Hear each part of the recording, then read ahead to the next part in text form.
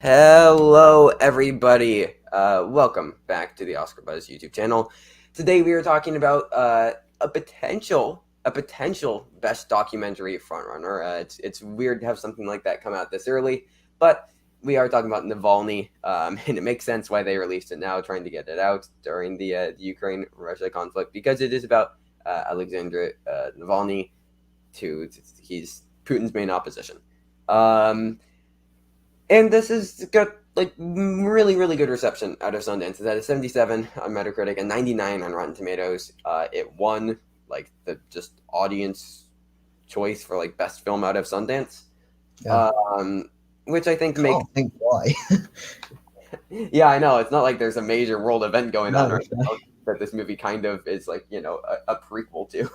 yeah, but pretty cool.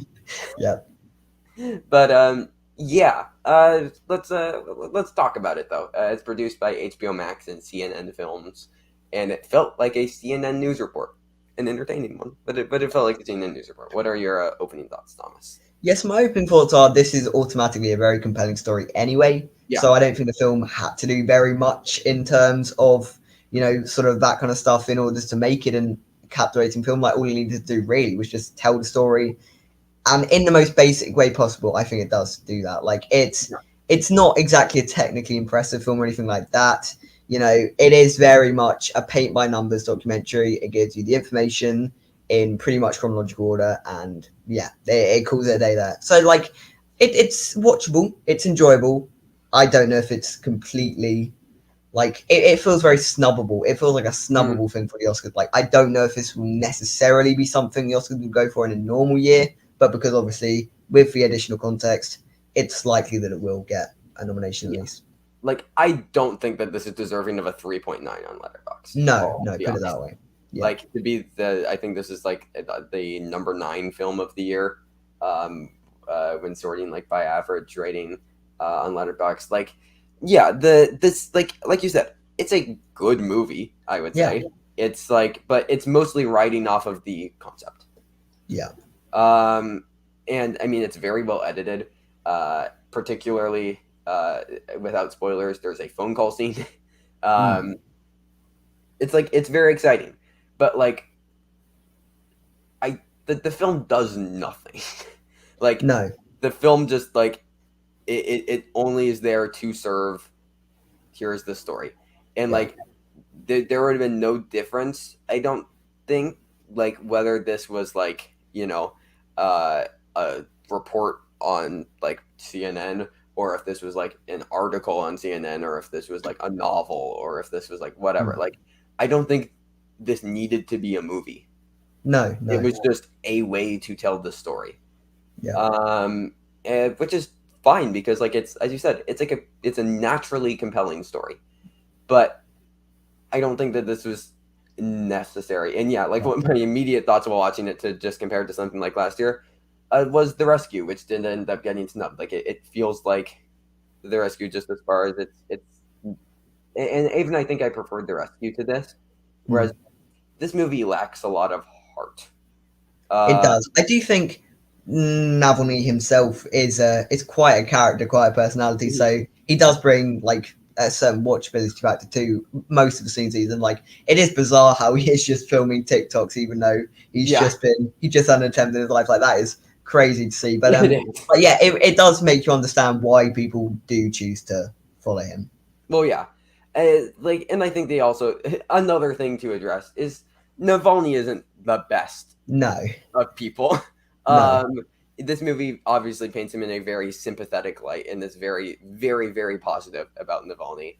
And obviously, before somebody clips this out of context, he's obviously better than Putin. Okay, he's like just objectively, obviously better than Putin, but that doesn't make him like a good leader. I mean, he's still he's said quite a few racist things.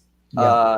And I mean, He's there is a bit about, like, not to get into too much spoilers, they do touch on his involvement with the Nazi Party. Yep. And they do, well, a touch is a good word. They don't go too much in depth into it, they do gloss over it. Yeah, yeah. No, they're just like it's so people are concerned about you associating with the Nazi party, with in some of your rallies, and he's like, yeah, no, I get asked about that a lot, and then they're like, all right, cool, moving on. He's like, okay, just gloss over that bit. Yeah. I mean, he's also called for like a nationwide deportation of immigrants.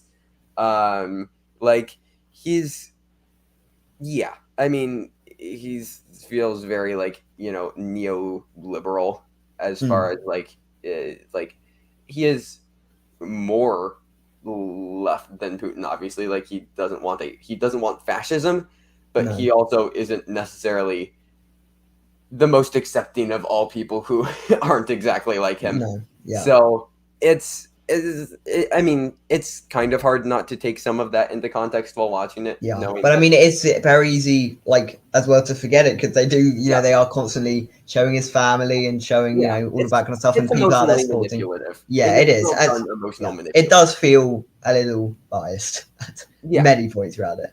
yeah, like and again, I don't know. It felt like it lacked like the genuinity, genuous. The Yeah, you understand what I'm saying. It didn't feel as yeah, genuine, or as natural, or like had as much like heart as like some of the best docs of last year. I think like Flea, or Summer of Soul. I would shout out. I personally really love the Sparks Brothers, but like I know all those movies felt like very natural, and they took advantage of them being films. yeah, Like all those movies played with the format of the documentary and pushed it in a really exciting way. Whereas like yeah. Navalny, like this felt like something that could have very easily just been like a YouTube video that It could somebody have been. like, or like something from like Vice, or like Mm, that went on to like the CNN YouTube channel. yeah, I And actually, when I finished it, I was surprised that this was getting all of this sort of Oscar coverage because I was just yeah, like, that just it felt was very, a fine documentary. It was yeah, okay, but I really do think most of what we're getting this Oscars coverage for is because it's like I mean, Putin did bad things. Putin did very, very bad things. He invaded Ukraine yeah, unjustifiably, and this is the movie about the guy that's going, no, Putin's bad, and everybody was like, yeah, no, Putin is bad. This is cool, which is fine. Like, I wouldn't hate if this got a nomination. Like, I would mm, completely understand it. I wouldn't be the biggest fan of this winning, and I no, honestly no. don't think it will win. I No, don't know. I don't either. After watching it, I Especially, don't think either. No. especially just like with like our past couple winners in this category, being Summer of Soul, My Octopus Teacher, like those types of films. I mean, Free Solo before, like those are all films that felt very original, and like they Yeah. were bringing something very distinct to the world of documentaries. And this is really no different than any other political thriller documentary. Yeah. Yeah. It just happens to have hit at the precisely Perfect time. perfect time. Yeah. Yeah. The biggest thing in this movie's favor is timing.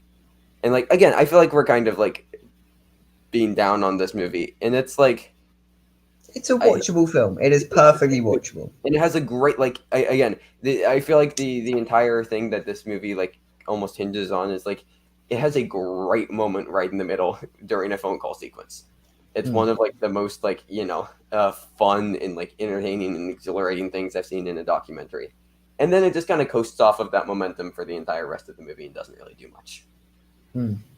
So Yeah. like it's fine. I won't be taking this out of my predictions, but I'll definitely be taking it out of the number one spot. Yeah, I definitely agree with that.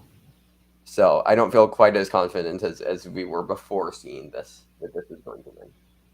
But yeah, any final thoughts on the film? Not really. I'd probably, if I was giving it a rating out of 10, I'd probably go like maybe a 7.5. I think that feels fair. Maybe a 7, around that sort of region. Yeah, Like good, I'm but also feeling a nothing great 7. about it. I'm also feeling a 7 because like it's entertaining. Yeah. It's an enjoyable film to watch, but it's largely unremarkable. Yeah. I would say. Oscar's chances, documentary. Well, yeah. We mentioned, yeah. Yeah, and I think documentary alone, there's no shot this goes anywhere else. No, no. But yeah, you can watch it on HBO Max. I'd still recommend it. Like, Yeah. Or I yeah. would still recommend you watch this. Like, it isn't a bad movie.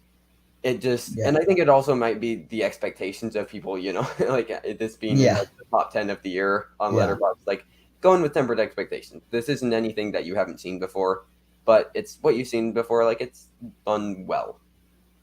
It's Yeah. it's Yeah. fine. It's fine. But that is it for our review.